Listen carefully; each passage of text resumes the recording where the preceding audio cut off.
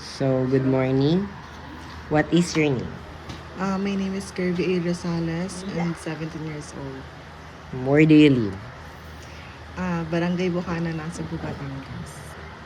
Are you part of the LGBTQIA plus community? Yes. Are you experiencing bullying from your peers? Yeah, in my previous, like in my high school days, I experienced my first bullying when I was grade 8 in Bilara National High School. Saan mo ito karaniwang naranasan? Personal or online?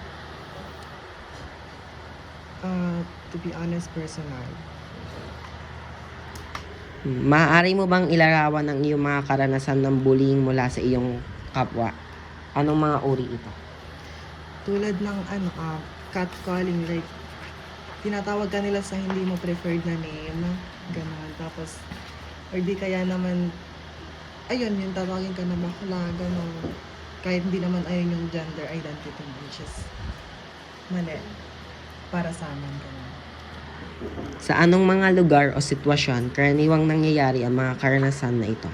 Maaari mo bang magbigay ng halimbawa ng mga aksyon or salita o kilos na iyong naranasan bilang bullying mula sa iyong kapwa? School. Sa school ko siya medyo na experience kasi mas maraming na-encounter doon na kabataan na hindi open-minded sa mga kagaya na.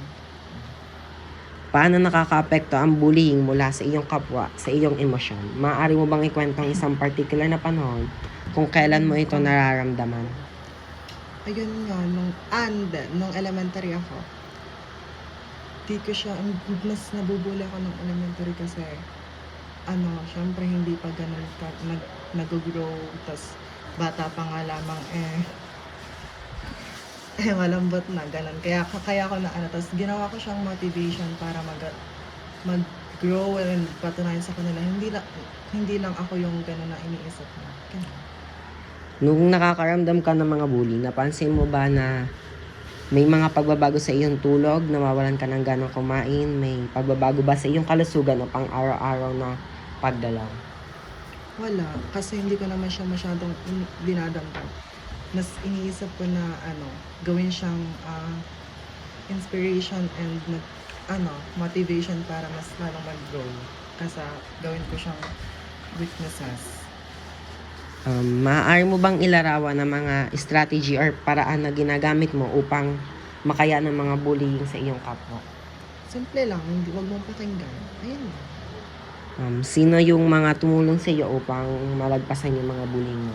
Siyempre, unang-una doon yung family mo. Kailangan tanggap ka nila. Tapos, mga nakapalibot sa'yo, kaibigan mo, kakilala mo, mga Sa tingin mo ba nakakatulong yung strategy na ginagamit mo?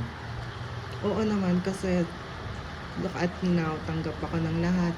Like, wala na akong kinakatakutan ngayon. Tapos nakapag-grow na din ako ng sarili ko. Thank you.